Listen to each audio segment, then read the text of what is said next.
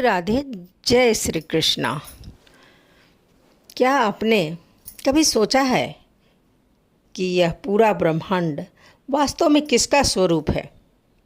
जिस आकाश को हम अपनी आँखों में देखते हैं, जिस सूर्य से हमें प्रकाश मिलता है और जिस वायु के कारण हमारा जीवन चलता है, जिस पृथ्वी पर हम निवास कर रहे हैं, क्या ये सब केवल प्रकृति की रचना है या इसके पीछे स्वयं भगवान को का कोई विराट स्वरूप है?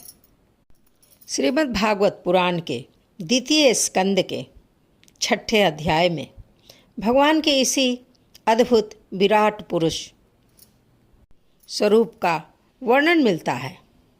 हमें यहाँ बताया जाता है कि भगवान का विराट स्वरूप इतना व्यापक है कि समस्त ब्रह्मांड ही उनके शरीर के समान है। लेकिन प्रश्न उठता है कि इस विराट पुरुष के कौन कौन से अंग, कौन से सृष्टि प्रकट हुई है? देवताओं का स्थान कहाँ है? सूर्य, चंद्रमा, वायु, आकाश और हमारी पृथ्वी भगवान के विराट स्वरूप में कहाँ कहाँ स्थित है? और सबसे महत्वपूर्ण बात तो यह है कि इस विराट स्वरूप का चिंतन करने से मनुष्य को भगवान की अनुभूति किस प्रकार से होती है। तो आइए आज चलते हैं उस विराट पुरुष के कौन कौन से अंग से कौन से सृष्टि प्रकट हुई। तो आइए आज की कथा अमृत में, भागवत कथा अमृत में चलते हैं। भगवान के विराट स्वरूप का वर्णन स्वयं ब्रह्मा जी ने अपने मुख से किया है और वे बताते हैं कौन कौन से अंग भगवान के, किस किस अंगों से कहाँ पर सूर्य है, कहाँ पर पृथ्वी है, कहाँ पर चंद्रमा है, सारे ग्रह मंडल कहाँ कहाँ पर स्थिर हैं। ये सारे वर्णन ब्रह्मा जी करते हैं, नारद मुनि को वे सुना रहे हैं। ब्रह्मोवाच वाचाम वहे मुखम क्षेत्रम छंदसा सप्तधातवः हव्य कव्य अमृत अन्नानाम जिह्वाम सर्वरस सस्य च। ब्रह्मा जी ने कहा विराट पुरुष का मुख वाणी का उद्गम स्थल है। पहले ब्रह्मा जी मुख से शुरू करते हैं भगवान के, और उनके नियामक कौन है? अग्निदेव हैं। उनकी त्वचा तथा अन्य 6 स्तर जो आवरण है वैदिक मंत्रों के उद्गम केंद्र हैं, और उनकी जीव देवताओं, पितरों तथा सामान्य जनों को अर्पित करने वाले विभिन्न खाद्यों तथा व्यंजनों या रसों का उद्गम है। यहाँ पर ब्रह्मा जी भगवान के विराट ऐश्वर्य का वर्णन करते हैं। उनका मुख सभी वाणी का उद्गम केंद्र है, और अधिष्ठाता कौन है? उनके अग्निदेव हैं। उनकी त्वचा तथा शारीरिक रचना के अन्य 6 स्तर गायत्री जैसे पर 7 प्रकार के वैदिक मंत्रों का सृजन केंद्र है। गायत्री समस्त वैदिक मंत्रों का शुभारंभ है और श्रीमद् भागवत के प्रथम खंड में व्याख्या की गई है। चूँकि जितने सृजन केंद्र हैं वे भगवान के विराट रूप के विभिन्न अंग हैं। चूँकि भगवान का रूप भौतिक सृष्टि से परे है, तो वाणी, जीव, त्वचा इत्यादि से बोध होता कि भगवान का दिव्य रूप इनसे रहित नहीं होता। भौतिक वाणी या भोजन ग्रहण करने की शक्ति मूलतः भगवान से ही उत्पन्न होती है, और ऐसी क्रियाएं मूल आगारों के विकृत प्रतिबिंब है। दिव्य अवस्था भी आध्यात्मिक विविधता से रहित नहीं होती। आध्यात्मिक जगत में भौतिक विविधता के विकृत स्वरूप अपने दिव्य मूल स्वरूप में पूरी तरह अभिव्यक्त हुए दिखते हैं। अंतर केवल इतना ही होता है कि भौतिक कार्यकलाप प्रकृति के 3 गुणों से कलुषित हो जाते हैं, जबकि आध्यात्मिक जगत में सारी शक्तियाँ शुद्ध रहती हैं, क्योंकि वह श्री भगवान की अनन्य दिव्य भक्ति में लगी रहती हैं। वस्तुतः ऐसा होता है कि सारी इंद्रियां श्री भगवान के इंद्रिय आगार से ही उत्पन्न होती है। मनुष्य की सारी इंद्रियां ही भगवान से उत्पन्न होती हैं। भौतिक जगत के कामोद्दीपक कार्य को भी भक्तिमय सेवा की विधि से शुद्ध करना होता है, और जब हम भगवान की भक्ति करते हैं तो ये अपने आप इंद्रियां शुद्धता की तरफ बढ़ने लगती हैं। धीरे धीरे धीरे धीरे इंद्रियां भी मुक्तावस्था को प्राप्त हो जाती हैं। सर्व असूनां च वायो च तत्नासे परम परायणे अश्विनो औषधीनाम च घ्राणो मोद प्रमोदयो। हमारे दोनों नथुने जो होते हैं, हमारे श्वास के तथा अन्य सभी प्रकार की वायु के जितने भी जनन केंद्र हैं, उनकी घ्राण शक्ति से अश्विनी कुमार तथा समस्त प्रकार की जड़ी बूटियाँ उत्पन्न होती हैं भगवान के, और उनकी श्वसन शक्ति से विभिन्न प्रकार से सुगंध होता है। तो भगवान के दोनों नथुने जो हैं और श्वास के तथा सभी प्रकार के क्या हैं, उनसे अश्विनी कुमार उत्पन्न होंगे और जड़ी बूटियाँ वगैरह उत्पन्न होती हैं। रूपाणाम तेजसा चक्षुदेव सूर्यस्य चाक्षने कर्णो दिशाम च तीर्थानाम श्रोतम आकाश शब्दयो। उनके नेत्र सभी प्रकार के रूपों के उत्पत्ति केंद्र हैं।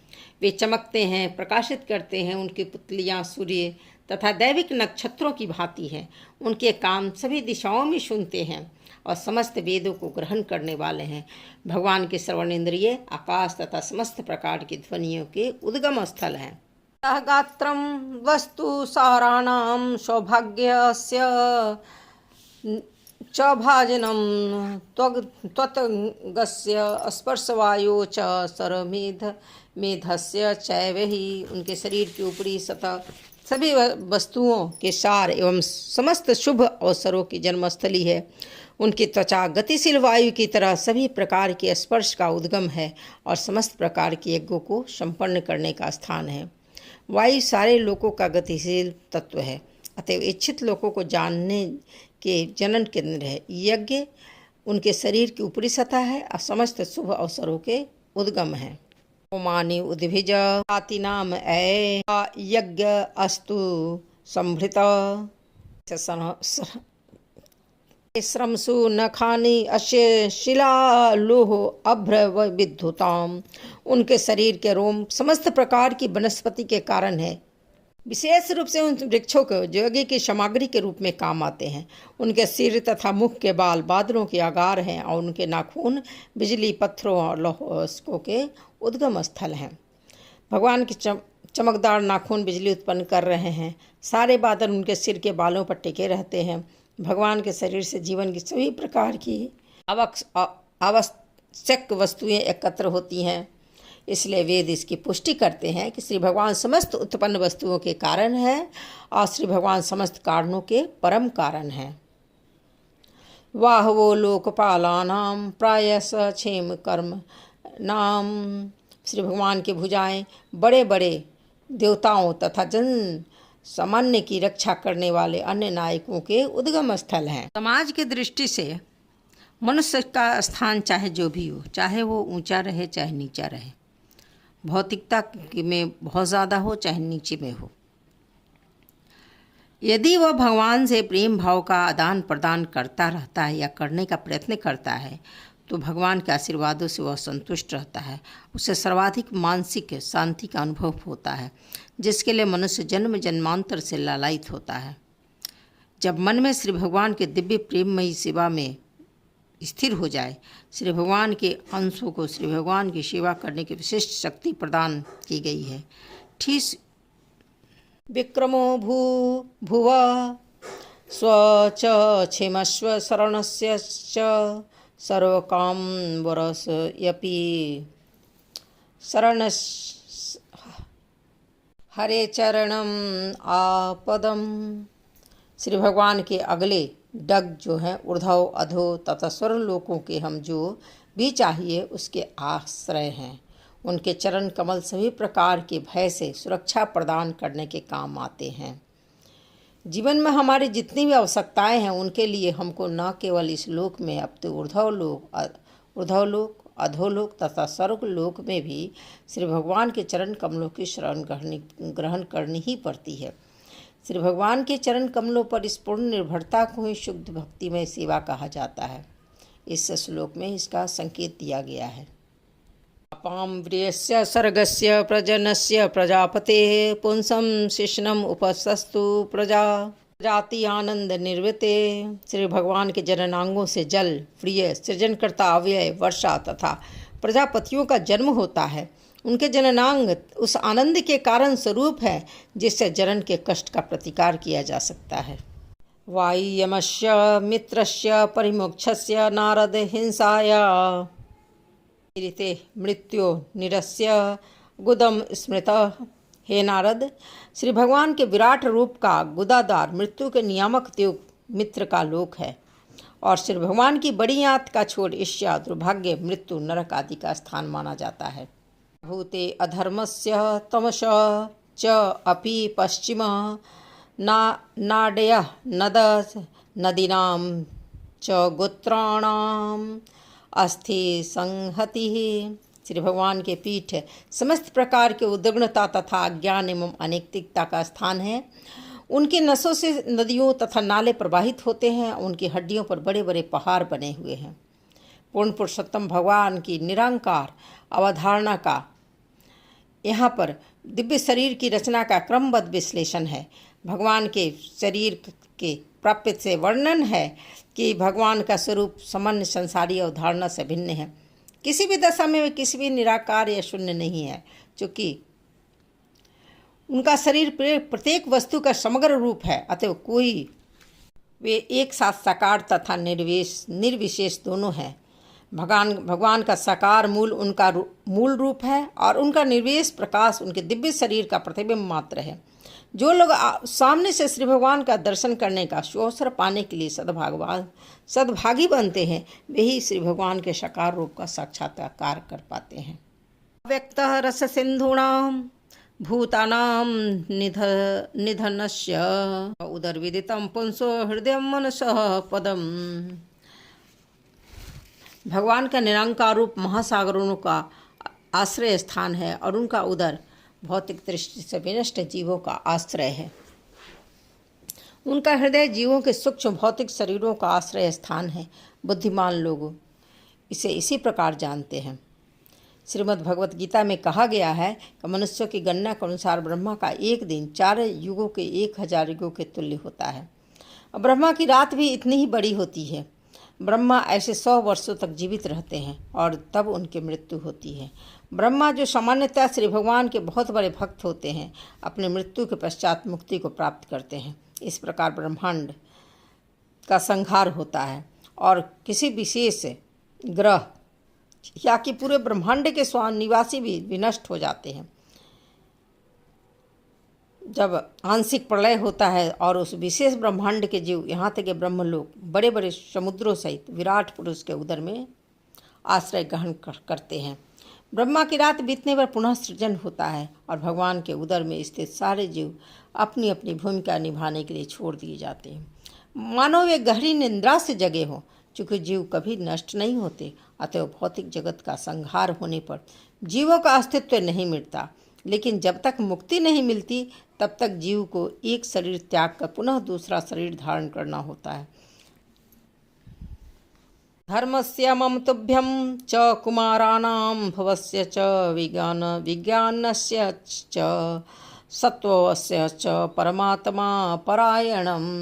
यद्यपि उन महापुरुष की चेतना धार्मिक सिद्धांतों का मेरा, तुम्हारा तथा चारों कुमारों सनक, सयंदन, सनातन और तथा सनत कुमार का भी निवास स्थान है, यही चेतना सत्य तथा दिव्य ज्ञान का निवास स्थान है।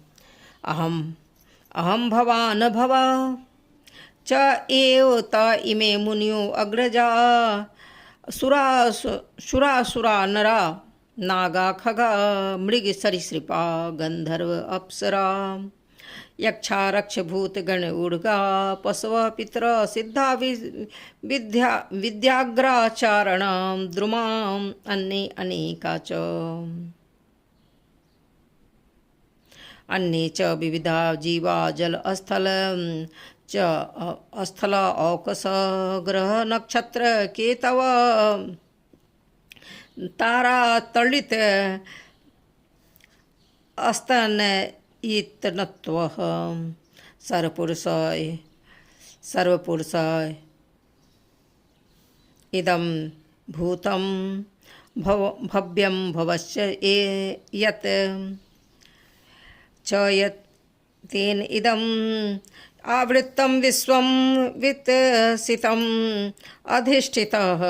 मुझसे ब्रह्मा से लेकर तुम तथा भव शिव तक जितने भी बड़े बड़े ऋषि मुनि पहले हुए हैं वे देवतागण, असुरगण, नाग, मनुष्य, पशु, पक्षी, सरीसृप इत्यादि तथा समस्त ब्रह्मांडों की समस्त दृश्य अभिव्यक्तियाँ तथा ग्रह, नक्षत्र, पुच्छल तारे, सितारे, विद्युत गर्जन तथा विभिन्न लोकों के निवासी यथा गंधर्व, अप्सरा, यक्ष, राक्षस, भूतगण, उरग, पशु, पितर, सिद्ध, विद्याधर, चारण एवं अन्य विविध प्रकार के जीव, इनमें पक्षी, पशु तथा वृक्ष एवं अन्य जो कुछ भी हो सकता है सभी सम्मिलित हैं।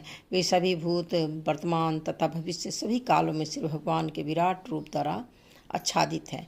यद्यपि वे इन सब से पड़े रहते हैं और सदैव एक बलिष्ठ आकार के रूप में ही रहते हैं। भगवान अपनी आंशिक अभिव्यक्ति द्वारा परमात्मा के रूप में 9 इंच से अधिक माप के नहीं होते। वे अपनी योग माया से विराट रूप में विस्तार करते हैं, जिसमें चराचर जीवों के विभिन्न किस्मों के रूप में व्यक्त जैविक तथा अजैविक सारी वस्तुएं आती हैं। ब्रह्मांड की व्यक्त किस्में भगवान से भिन्न नहीं होती हैं। विभिन्न रूप रंग के सुनहले आभूषण स्वर्ण की मूल राशि से भिन्न नहीं थे।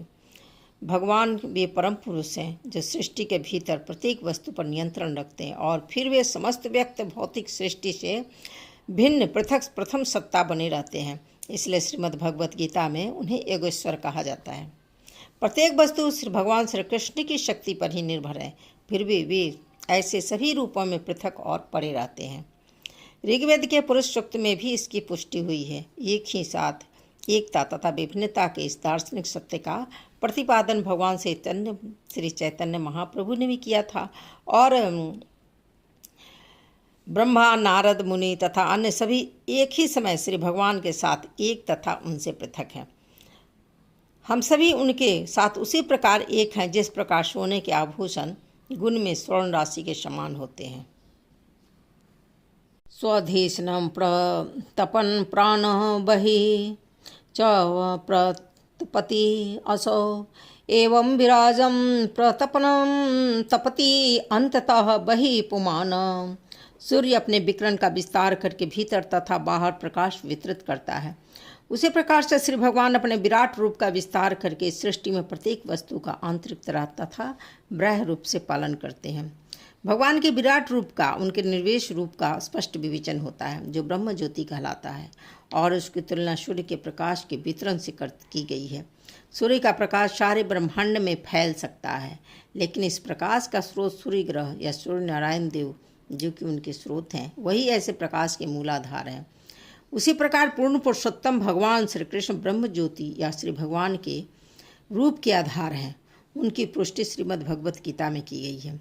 भगवान का विराट रूप उनके निर्विशेष रूप की कल्पना है, किंतु श्री भगवान का मूल स्वरूप तो 2 हाथों वाला अपने शाश्वत बंसी बजाता हुआ श्याम सुंदर स्वरूप है। श्री भगवान की वितरित प्रकाश का 75% आध्यात्मिक आकाश को आलोकित करता है और 75% विस्तार उनकी अतरंगी शक्ति कहलाती है। अशेष 25% बहिरंगी शक्ति कहलाते हैं। बहिरंगी शक्ति में हम लोग हैं। सारे जीव जो आध्यात्मिक तथा भौतिक विस्तारों के निवासी हैं, वे उनके तटस्था शक्ति कहलाते हैं और उन्हें छूट मिलती है, चाहे वे बहिरंगी शक्ति में रहे या अतरंगी शक्ति में।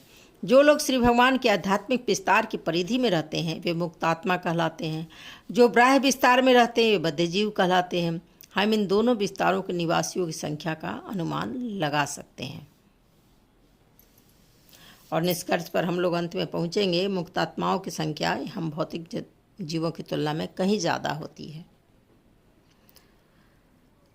अमृतस्य अभयस्य ईशमर्त्यम अन्नम यत अत्यगात महिमा एष तथा ब्रह्मणम पुरुषस्य दुरतेह।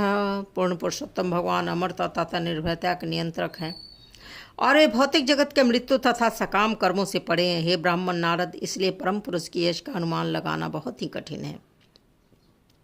श्री भगवान की अतरंगी शक्ति का दिव्य 75% भगवान का यश है, जिसका वर्णन पद्म पुराण में होता है।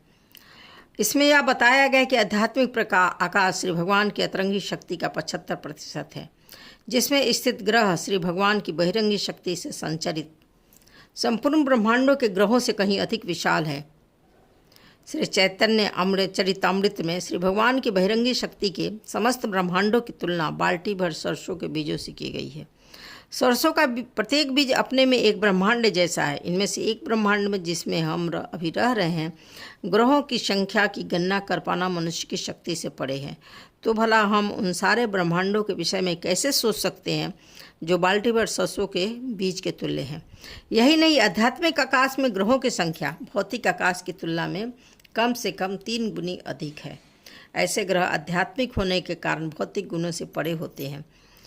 वे विशुद्ध सत्व गुण से बने हुए होते हैं। इन लोकों में आध्यात्मिक आनंद ब्रह्मानंद का बोलबाला रहता है। पादेषु सर्वभूतानि पुंस स्थिति पदो विदु अमृतम क्षेमम भयम त्रिमूर्धन्य अध्यायी मूर्धसु। पूर्ण पुरुषोत्तम भगवान अपनी 1/4 शक्ति के द्वारा समस्त भौतिक ऐश्वर्य के परम आगार के रूप में जाने जाते हैं, जिसमें सारे जीव रह रहे हैं। श्री भगवान का धाम जो 3 उच्चतर लोकों से तथा भौतिक आवरणों से परे स्थित है, इसमें अमरता, निर्भयता, जरा और व्याधि से चिंता मुक्ति का अस्तित्व रहता है।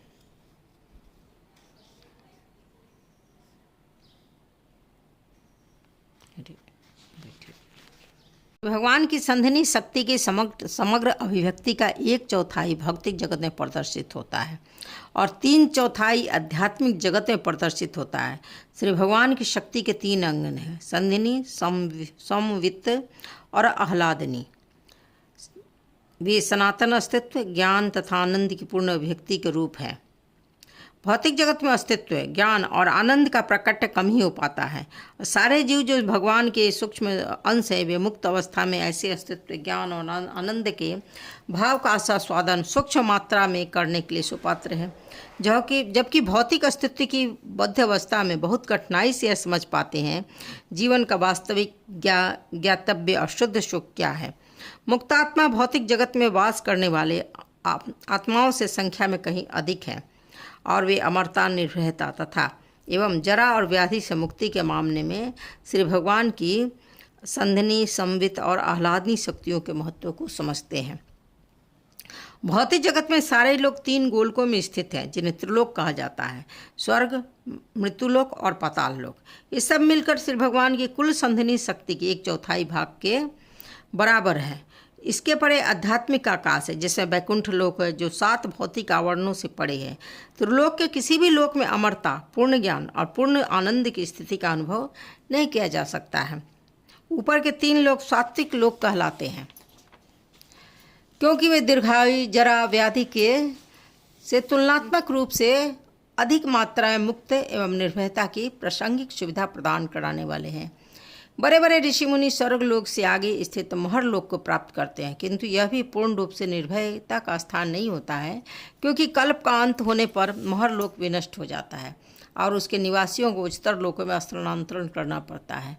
इन लोकों में मृत्यु से छुटकारा नहीं मिल पाता, भले ही इनमें अपेक्षितया जीवन, ज्ञान और आनंद का विस्तार अधिक हो, किंतु वास्तविक अमरता, निर्भयता तथा जरा मरण से मुक्ति तो केवल भौतिक आकाश के भौतिक आवरणों के परे ही संभव है। ऐसी वस्तुएं हमारे सिर में स्थित होती है। पादात्रय बहिर च आसनम अप्रजानाम च यह आश्रमः तः त्रिलोक्या तु अपर गृह मेघ अवृत व्रत। आध्यात्मिक जगत जो श्री भगवान की 3/4 शक्ति से बना है, इस भौतिक जगत से परे स्थित है। यह उन लोगों के निमित्त है जिनका पुनर्जन्म नहीं होता। अन्य लोग जो गृहस्थ जीवन के प्रति आसक्त हैं और ब्रह्मचर्य व्रत का कठोरता से पालन नहीं करते, उन्हें 3 लोकों में अंतर्गत ही रहना पड़ता है। श्रीमद् भागवतम में इस श्लोक में वर्णाश्रम धर्म या सनातन धर्म के प्रकाष्ठा का स्पष्ट उल्लेख किया गया है। मनुष्य का जो सबसे बड़ा लाभ प्रदान किया जा सकता है, वह उसे विषयी जीवन से विरक्त होने की शिक्षा देने का दान है, क्योंकि विशेष रूप से विषय वासना में लिप्त रहने के कारण ही भौतिक जीवन जन्म जन्मांतर तक चलता रहता है। जिस मानवीय सभ्यता में विषयी जीवन पर कोई नियंत्रण नहीं होता, वह चतुर्थ कोटि की सभ्यता होती है, क्योंकि ऐसी वातावरण में भौतिक शरीर में बंदी बने हुए आत्मा की मुक्ति कभी भी संभव नहीं होती है। मन को खुला छोड़ देने पर जन्म मृत्यु जरा व्याधि भौतिक शरीर से संबंधित होता है। अगर मन को आप खुला छोड़ दीजिएगा तो वो क्या करेगा, कीचड़ में भी लिपटेगा और उससे भी नीचे जा सकता है। तो मन को कंट्रोल करना ही इंद्रिय विषयों को कंट्रोल करना है। जब तक भौतिक शरीर के कारण आत्मा को बाध्य होकर जन्म मृत्यु के भंवर जाल में बार बार इसके कारण आना पड़ेगा, जिसकी तुलना वस्त्रों की जीर्णता से की जा सकती है। लेकिन आप बार बार नीचे से नीचे गिरते चले जाएंगे। मुझको जरूरी थोड़ी है कि इस जन्म के बाद पुनः मुझे मनुष्य शरीर ही मिलेगा। जैसा मैंने कर्म किया वैसा शरीर मिल जाएगा। कुत्ते का भी मिल सकता है जो हर किसी से लात खाता है। तो अच्छा है कि इस मनुष्य के शरीर में को हम ऐसे कर्मों में लगाएं जो कि हमें मुक्ति की दिशा में ले जाए, कुत्ते का जीवन हमें न प्राप्त हो। श्रुति विचक्रम में विसंग सापन अनसने उभे यत अविद्या च विद्या च पुरुष तू उभय आश्रय। सर्वव्यापी भगवान अपनी शक्तियों के कारण व्यापक अर्थों में नियंत्रण कार्यों के तथा भक्तिमय शिवा के स्वामी है। वे समस्त परिस्थितियों की वास्तविक विद्या और तथा अविद्या दोनों के परम स्वामी हैं। चूंकि जीव आंशिक रूप से ज्ञाता है और कभी कभी अपनी पहचान भूल जाता है। यह विस्मृति भगवान की एक पाद विभूति के क्षेत्र में या भौतिक जगत में विशेष रूप से व्यक्त होती है, किंतु त्रिपाद विभूति के कार्य क्षेत्र में या आध्यात्मिक जगत में जीव में यह विस्मृति नहीं पाई जाती, क्योंकि विस्मृति से उत्पन्न होने वाले सभी कलेशों से मुक्त होते हैं। भौतिक शरीर विस्मृति के स्थूल तथा सूक्ष्म रूपों का प्रतीक है, इसलिए भौतिक जगत का संपूर्ण वातावरण अविद्या कहलाता है, जबकि आध्यात्मिक जगत का सारा वातावरण विद्या कहलाता है। इस अविद्या के विभिन्न अवस्थाएं हैं और वे हैं धर्म, अर्थ तथा मोक्ष के नाम से जानी जाती हैं। मोक्ष का जो भाव अद्वैतवादियों द्वारा मान्य है और जो जीव का श्री भगवान में तद एकाकार होना बताता है, वह भी भौतिकवाद या विस्मृति की अंतिम अवस्था ही है। आत्मा तथा परमात्मा गुणात्मक तादम्य का ज्ञान अधूरा ज्ञान है तथा अज्ञान है, क्योंकि इससे मात्रात्मक अंतर का ज्ञान नहीं हो पाता। यस्मात् अंडम विराड जज्ञे भूत इंद्रिय गुण आत्मक तत्द्रव्यात्मकम विश्वमुगो भी सूर्य एव आत्पन। श्री भगवान के से सारे ब्रह्मांड समस्त भौतिक तत्वों, गुणों, इंद्रियों से युक्त विराट रूप उत्पन्न होते हैं। फिर वे ऐसे भौतिक प्रकट्य से उसी प्रकार पृथक रहते हैं जिस प्रकार सूर्य अपनी किरणों तथा ताप से पृथक रहता है। परम सत्य को पुरुष या पुरुषोत्तम कहा जाता है। परम पुरुष तो अपनी विभिन्न शक्तियों के कारण ईश्वर या नियंता होते हैं। श्री भगवान की भौतिक शक्ति का एक पाद विभूति प्रकट श्री भगवान के अनेक दासियों में से एक दासी की तरह है, जिसके प्रति श्री भगवान अधिक आकृष्ट नहीं होते, जिसे गीता में भिन्ना प्रकृति कहा जाता है। किंतु त्रिपाद विभूति क्षेत्र श्री भगवान की शक्ति का शुद्ध आध्यात्मिक प्रकट्य होने के कारण एक प्रकार से उन्हें आकृष्ट करने वाला है। अतः श्री भगवान भौतिक शक्ति को गृहस्थ करके भौतिक प्रकट्य को उत्पन्न करते हैं। यदा अस्य नभ्यात नलिनात् अहम आशम महात्मनः नाविदं यज्ञ संभरानम पुरुष अवयवान ऋते। जब मैं महापुरुष श्री भगवान के नाभि कमल से उत्पन्न हुआ था, ब्रह्मा जी बोल रहे हैं, तब मेरे पास यज्ञ का अनुष्ठान करने के लिए उन महापुरुष के शारीरिक अंगों के अतिरिक्त अन्य कोई सामग्री नहीं थी। ब्रह्मा के प्रकट होने के पश्चात ब्रह्मा को ब्रह्मांड के विराट शून्य में अंधकार के अतिरिक्त और कुछ नहीं दिखा। बड़ी बेचैनी हुई उन्हें, और उनके हृदय में श्री भगवान ने उन्हें प्रेरित किया कि वे तपस्या करें, जिससे यज्ञ के अनुष्ठान हेतु सामग्री प्राप्त हो सके। लेकिन इन दोनों अर्थात भगवान महाविष्णु और श्री भगवान के अंग से जन्मे हुए ब्रह्मा के अलावा वहाँ अन्य कुछ भी था ही नहीं। यज्ञ के अनुष्ठान की अनेक सामग्रियों को विशेष रूप से पशुओं की आवश्यकता थी। पशु यज्ञ कभी भी पशुवध के निमित्त नहीं किया जाता था। यज्ञ अग्नि में भेंट किया गया पशु नष्ट हो गया ऐसा प्रतीत होता था और पुरोहितों द्वारा उसे नवीन जीवन पुनः प्रदान किया जाता था। तेषु यज्ञस्य पशव स वनस्पतयः कुशाइदं च यजनं कालः च उद्य गुण अन्वितः। यज्ञोत्सव को संपन्न करने के लिए फूल, पत्ते, कुश जैसी हवन सामग्रियों के साथ साथ यज्ञ वेगी तथा उपयुक्त समय की भी आवश्यकता होती है। वह वस्तुनि औषध्यस्य स्नेहारः रसलोह मृद जलमृ च यज्जुषि समानि होत्रम च स उत्तमम। यज्ञ की अन्य आवश्यकताएं हैं पात्र, अन्न, घी, शहद, सोना, मिट्टी, जल, ऋग्वेद, यजुर्वेद, सामवेद तथा यज्ञ संपन्न करने वाले 4 पुरोहित। यज्ञ को विधिवत संपन्न करने के लिए कम से कम 4 पटु पुरोहितों की आवश्यकता होती है। एक आहुति देने वाला होता है, एक उच्चारण करने वाला, एक अग्नि को अन्य अग्नि की सहायता के बिना जलाने वाला तथा एक निरीक्षण करने वाला ब्रह्मा। ऐसे यज्ञ प्रथम जीव ब्रह्मा के जन्म काल से ही होते आए हैं और महाराज युधिष्ठिर के शासन काल तक चलते रहे। किंतु आज के कलह और भ्रष्टाचार के युग में ऐसे पटु ब्राह्मण पुरोहित बहुत दुर्लभ हैं। इस युग में केवल भगवान के पवित्र नाम के कीर्तन यज्ञ की संस्तुति की गई है। हरे नाम हरे नाम हरे नाम केवलम, कलो नास्ते एव नास्ते एव नास्ते एव गतिर अन्यथा।